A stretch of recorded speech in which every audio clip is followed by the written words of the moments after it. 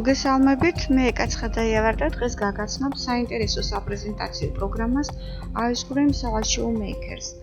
დამწყებთათვის აღმოჩენა იქნება ამ პროგრამაში მუშაობა, იმიტომ რომ მარტივია და დიდი ძალისხმევა და დრო არ სჭირდება. იმისთვის რომ ეს პროგრამა აღმოჩნდეს ჩვენს კომპიუტერებში, შევდივართ Google-ის საძიებო საიტზე, ჩავწერთ iScreen Slideshow Makers. პროგრამა იძებნება მარტივად, შემდეგ გადავდივართ მის მთავარ გვერდზე. პროგრამას გააჩნია 1000-მდე ენა და შესაძლებელია ავირჩიოთ ჩვენთვის მოხერხებული რომელიც არის. აი აქედან კი ჩამოვკაჩავთ მას. პროგრამა მარტივად იკაჩება, იოლად სულ რაღაც 1 წუთში შესაძლებელია თქვენს კომპიუტერში უკვე აღმოჩნდეს დასაინსტალირებელი ვერსია. შემდეგ ვეძებთ თუ სად არის ეს ჩვენი პროგრამა ჩამოკაჩული. ვიპოვეთ აი დაახლოებით ასეთი ხატულა იქნება, დავკლიკავთ მასზე და ვიწყებთ მის დაინსტალირებას, ვეთანხმებით.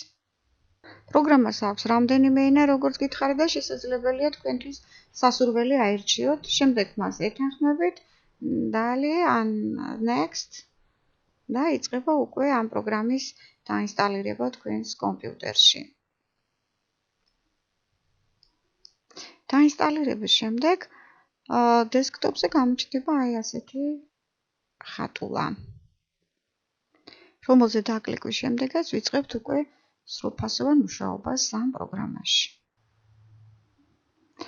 ასე გამოიყურება ეს პროგრამა, მუშაობას შეუდგეთ, ამისათვის შესაძლებელია აქედან ავტვირთოთ ჩვენი ფოტოისტორიები, შესაძლებელია ფოტო დავამატოთ აქედანაც, ან შესაძლებელია მთელი ფოლდერიც კი დავამატოთ. მოდით ახლა გავაკეთოთ ასე, დავამატოთ მთელი ფოლდერი.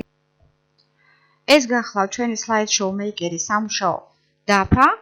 ამ პლუსიდან მე შემიძლია თითო-თითო დავტვირთო სურათები, მაგრამ თუ უკვე დახარისხებული მაქვს და ერთ ფაილად მაქვს აკინძული, მაშინ შემიძლია უბრალოდ ის ფაილი მოვნიშნო, select folder-ის ბრძანებით კი, მაშინ მოთავსებული ყველა ფოტო მარტივად გამოჩნდება ჩემს სამუშაო დაფაზე. ეხლა რა არის აქ? თუ მე სურათს მოვნიშნავ, ამ პატარა ისრით შემიძლია ვარეგულირო მისი რიგითობა. შემიძლია ეს სურათი გავხადო პირველი, ან ჩამოვწიო დაბლა. ასევე შემიძლია მარტივად წავშალო არასასურველი სურათი, აგერ დავკლიკავ, უკვე აღარ არის, დავკლიკავ, აღარ არის და ასე შემდეგ. ქვედა მენიუ ზოლიდან შემიძლია თითოეული სურათის ეკრანზე გაჩერების დრო ვაკონტროლო. თქვათ მე მინდა რომ ეს იყოს 1 წამი.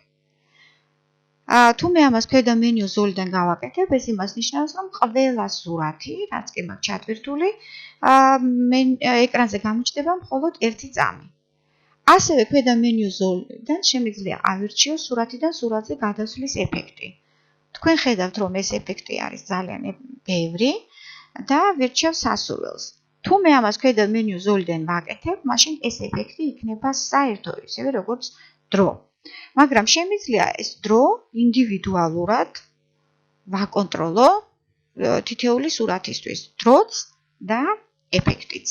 მივანიჭო მას ინდივიდუალური ეფექტი. თუმე უფრო მრავალფეროვანი პრეზენტაცია მსურს. ეს გახლავთ ისტორიის გასუფთავება. თუ მე ამაზე დავკლიკავ, მაშინ ეს ჩემი ისტორია მარტივად გასუფთავდება. პროგრამას გააჩნია პრეზენტაციის მუსიკალურად გაფორმების ფუნქციაც. ADD audio დავკლიკოთ, ავირჩიოთ ხმოვანი ფაილი, რომელიც გვაქვს კომპიუტერში შენახული MP3-ის ფორმატით და ეს მელოდია ფონად დაეტება ჩვენს პრეზენტაციას. თუ არ მოგწონს, მისი შეცვლაც მარტივად შესაძლებელია, დავკლიკავთ და ისევ ავტვირთოთ თავიდან უკვე ჩვენთვის სასურველს. მაშინ ასე ჩვენ ჩავტვირთეთ სურათები, დავაფორმატეთ ისინი დროითა და გადასვლის ეფექტებით, გავაფორმეთ მუსიკალურად. აი ამ preview ღილაკში კი შეგვიძლია ვნახოთ თუ რა გავაკეთეთ, მოგწონს თუ არა ჩვენი შესრულებული, თუ კიდევ საჭიროებს კორექტირებას. თუ ჩვენ მიერ გაკეთებული slideshow მოგწონს, ყველაფერი წესრიგშია და ისეა როგორც გვინდოდა, მაშინ ვაჭერთ ამ მწვანე ღილაკზე ვაკლიკავთ create და ველოდებით როდის შეივსება ეს ზოლი.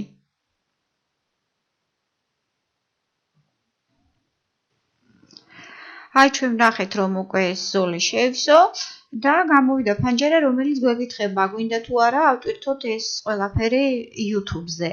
თუ ამაზე დავკლიკავთ YouTube-ზე აიტვირთება ჩვენი ვიდეო პატარა ვიდეო ფილმი. როგორც ხედავთ, ამ ყველაფრის გაკეთება შესაძლებელია offline, ხოლო YouTube სჭირდება ინტერნეტი. თუ ჩვენ უცებ არ შეგვიძლია YouTube-ზე ავტვირთო, არის მეორე გზა. ჩვენ მიერ შექმნილი slideshow ინახება ისტორიებში, აი აქ, როგორც კი დავკლიკავთ, ახლა განახებთ, აი ამ ისტორიებში. აი აქ ინახება ჩვენ მიერ შექმნილი slideshow-ები. თითოეული მათგანის მონიშნვის შემდეგ ასევე გააქტიურდება ღილაკი Upload to YouTube. გვინდა თუ არა ატვირთვა YouTube-ზე და შეგვიძლია აი აქედან ავტვირთოთ უკვე, როდესაც ინტერნეტის საშუალება გვექნება. ნუ ჩაატვირთვის შემდეგ ეს ჩვენი პატარა slideshow უკვე YouTube-ზე აიტვირთა, აი ხედავთ თქვენ აგერ არის. იმედია მოგეწონათ და სიამოვნებით იმუშავებთ. ამ და სხვა პროგრამების შესახებ ინფორმაციებს და ინსტრუქციებს იპოვეთ ჩემს პორტფოლიოზე მიბმულ ერთ-ერთ ბლოგზე, რომელსაც ქვია საპიენტის საათისწავლე და ასწავლე.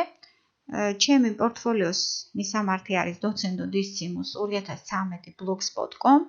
გისურვებთ წარმატებებს. მადლობა ყურადღებისთვის.